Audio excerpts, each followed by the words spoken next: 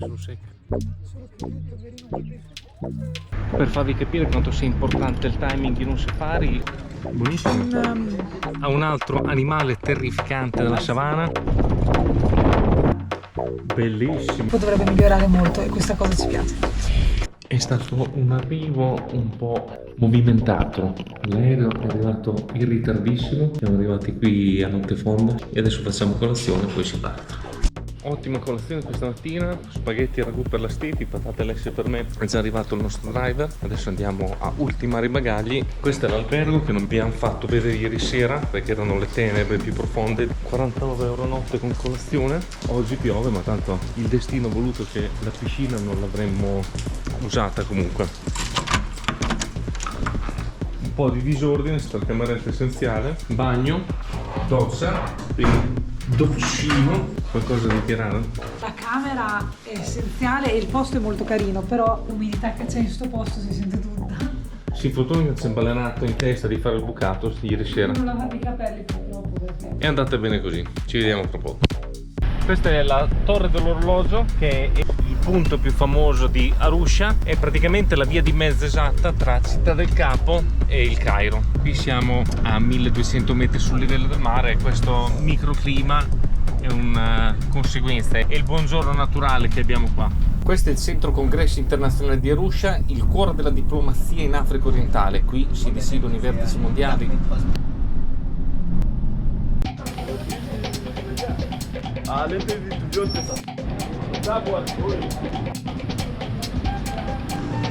Il nostro safari inizia qui, su questo fantastico Land Cruiser. Oggi siamo partiti da Arusha con meteo orribile, però ci hanno spiegato che essendo in altura normalmente è sempre così, quindi ci siamo un attimo rincuorati e andremo verso Tarangire, sono circa penso sui 120 km e ci ha detto che in teoria lì il tempo dovrebbe migliorare molto e questa cosa ci piace. Domani faremo da Tarangire a Serengeti e penso sia la tratta più lunga che faremo, non so quanti chilometri sono ma mi sembrano tanti. Poi ci sposteremo a Ngorongoro per poi rientrare, totale 3 notti di safari.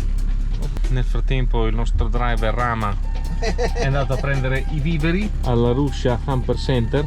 Un piccolissimo tour del nostro Land Cruiser modificato safari, 6 posti, chiaramente è tutto nostro. Abbiamo a disposizione frigobar illimitato che collauderemo più tardi, caricatori vari per cellulari, salviette, fazzoletti, spray per le zanzare, acqua. Siamo full optional, siamo sulle terre dei Masai, diceva che non sono terreni buoni per l'agricoltura ma solo per allevamenti. Qui ci sono gran pascoli di buoi, capre. Non c'è un colpo di stato in atto, ma siamo in zona accademia militare, sono ragazzi che si stanno addestrando. Ci sono diverse poste dove raccolgono queste taniche d'acqua perché qui chiaramente non è che arrivino tanti acquedotti e quest'acqua è chiaramente utilizzata solo per dar da bere alle bestie, per lavarsi. E loro come bevono? Ci sono alcune piccole sorgenti in giro che le usano per bere. Ma sai che salta? Che scorrerle non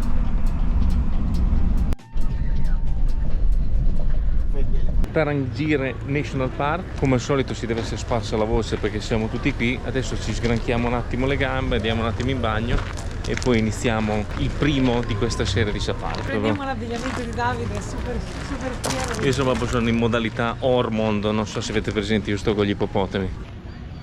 Notare, Stefi, la finestra degli Blundstone, che sono gli stivaletti che indossava abitualmente Steve Irwin.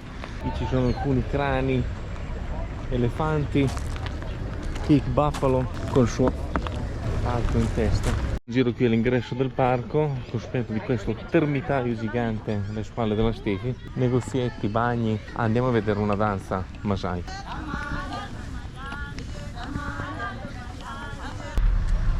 Ok, il nostro driver ha sbrigato tutta la burocrazia per entrare nel parco. C'è una fila mostruosa, una cosa che mette un po' di tristezza, ma non possiamo neanche pretendere come al solito di avere noi l'esclusiva del safari.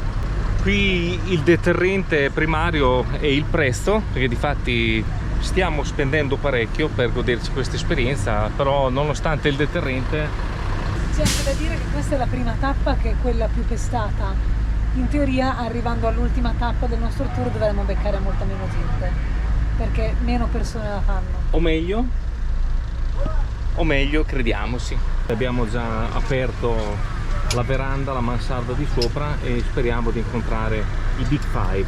Big Five, il nostro driver si è promesso che vedremo i Big 15. Adesso stiamo a vedere. Baobab, l'albero più grande dell'Africa, arriva a vivere fino a 1000 anni. Questo qui nello specifico che ne ha 400-500. Siamo all'inizio della stagione secca, quindi tutte le foglie sono cadute per mantenere l'acqua all'interno del tronco. Col primo avvistamento di oggi ci sono degli gnuli dietro. Qui ovviamente tutti i driver sono in fitto stretto contatto radio e si comunicano gli avvistamenti più hot del parco.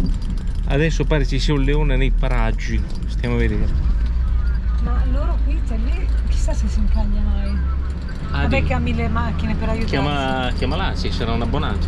Ci siamo fermati e abbiamo appena avvistato il primo leone o leonessa, adesso non vedo se ha i testicolini.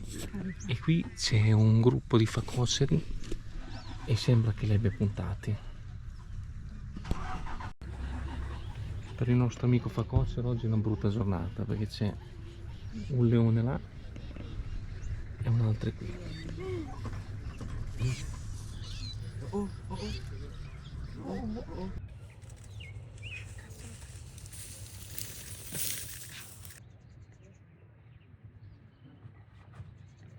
Perché oggi... Ah, questo solo secco. Solo creduto, verino, guarda.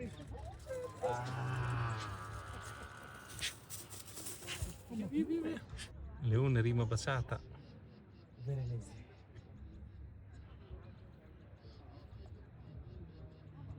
Oggi per Pumba è stata una bella giornata. Leone rincoglionito e Pumba astuto, una combo infallibile. Oggi mi sa che i leoni vanno al ristorante. Per farvi capire quanto sia importante il timing in un safari, abbiamo beccato proprio nei primi minuti il leone che cacciava il cinghiale. Fortunatamente per il cinghiale è andata bene. Guardate le macchine che si sono appena perse, lo spettacolo. Siamo arrivati al secondo momento più atteso della mattinata, il pranzo. Ci sono queste piazzole qui in mezzo al parco, diversi gazebi per i picnic, ci sono i bagni. Ha detto la guida che la zona è sicura, gli ha detto ma se arriva il leone, ha detto ah bene, così gli fate una foto da vicino. Bene, questo è lo spirito giusto. Adesso aspettiamo che si liberino i posti, anzi si sono già liberati, vedo già Rama che apparecchia e andiamo a vedere che se magna. Assaggiamo?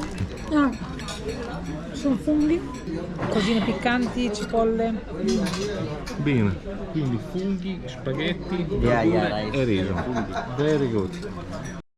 Questo è il fiume Tarangheri, che è un fiume molto importante per gli animali qui, che anche nella stagione secca nascono delle poste d'acqua, per merito degli elefanti soprattutto, che arrivano qui, scavano e riescono a tirare fuori l'acqua.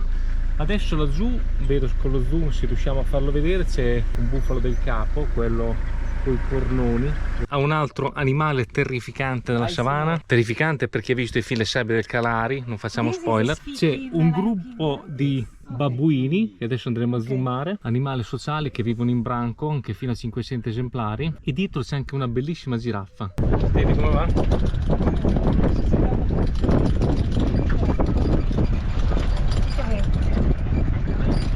Ci lamentavamo all'inizio che era affollato e tutto il resto, però una volta che entri dentro devo ammettere che abbiamo anche un driver per lo sveglio, ci sta tenendo parecchi isolati e finora abbiamo visto già molto per quello che mi aspettavo. C'è questo gruppo di giraffe che ha appena attraversato il fiume, sono una decina, spettacolo unico.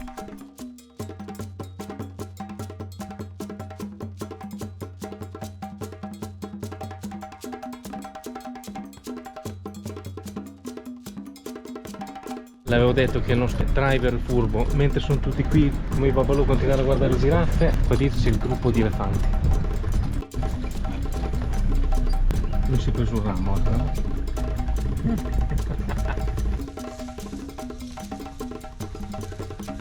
Nonostante ci sia un generoso specchio d'acqua, questo elefante sta scavando nella terra. Sta scavando nella terra per tirare fuori sali minerali. Siccome non può andarsi a comprare un Gatorade o un Polase, scava nel terreno, tira fuori i minerali da lì.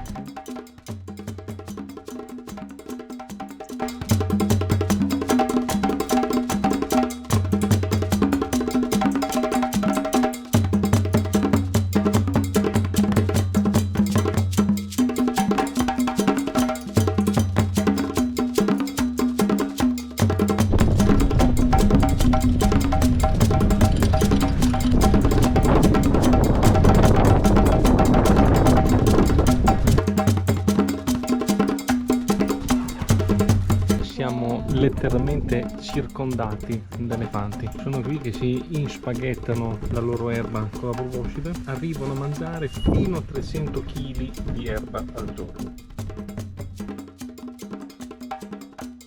Ecco, quando meno te l'aspetti, la Stefi ha avvistato degli struzzi.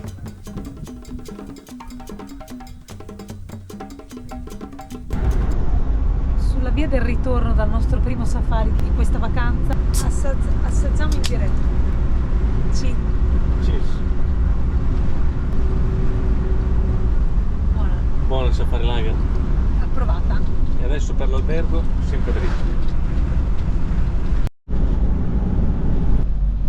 Prima di arrivare al nostro lodge siamo nel villaggio di Mtowambo. La città la chiamano anche del fiume delle zanzare, che come vedete l'economia è molto fiorente qui, perché c'è questo fiume che passa, la zona è sempre verde, la vegetazione è sempre rigogliosa e giustamente hanno investito il tutto in agricoltura. Banane, si vedono molti alberi lì dietro, risaie, anche qui tutte verdure in vendita, tutto, patate, tutto coltivato, tutto sfruttato al meglio.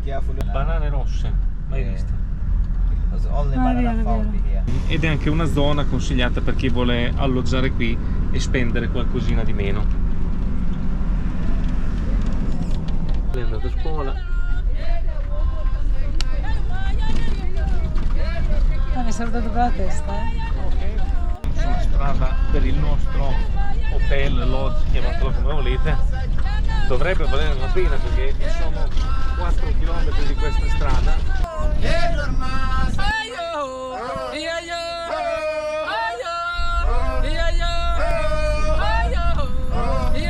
Altissimi standard di sicurezza.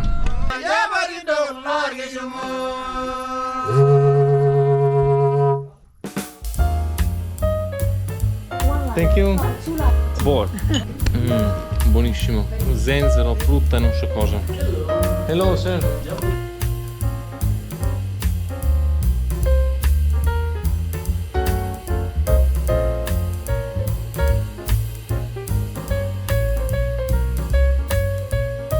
Dai, fatela.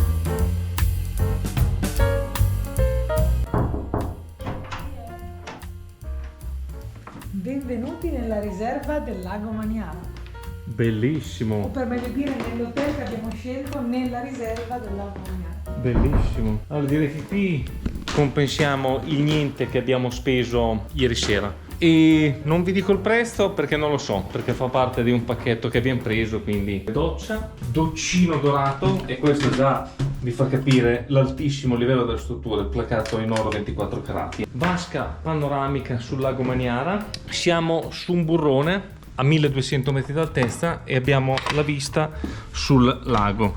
Il burrone ve lo faccio vedere, sulla impressione si vede dalla piscina, il lago è laggiù e il bello è che qui siamo all'interno della riserva naturale. Hanno detto che di qua passano gli elefanti, che di notte potremo vedere delle scimmie che vengono qui cercando da mangiare, persino le iene, vedremo. Adesso ci concediamo un po' di meritato relax, che è stata una giornata parecchio lunga, e poi ci rivediamo per cena, sempre con quelle foto. Buonissima la cena inclusa, buffet con prodotti tipici, persico del Nilo per Davide, un ottimo filetto per me, un piatto di pasta, qui è un contorno. Il tutto innaffiato da uno Chenin bianco locale. Per dessert foresta nera e tiramisù. Ok. Per tornare in camera qui è fondamentale la security guard, perché girano le iene di notte. Non so quanto sto simpatico io alle iene. Sicuramente sto simpaticissimo, però non si sa mai. Siamo tornati in camera sani e salvi e sicuri da iene, elefanti e baboons. Ci siamo portati il nostro vinello da finire e nel frattempo ci hanno preparato già la zanzariera e ci hanno già rimboccato le coperte, o meglio deboccato le coperte. Che io sono ossessivo compulsivo, detesto sta cosa che mi abbassano le coperte prima di mettere nel letto, devo essere io a abbassarle, però dai, prendiamolo come un ottimo gesto di cortesia. La prima parte della nostra avventura in Tanzania termina qui. L'avventura continua, ci vediamo nel prossimo video. Nel frattempo non dimenticate di sostenerci con un like e iscrivetevi al canale se non lo avete ancora fatto. Ciao!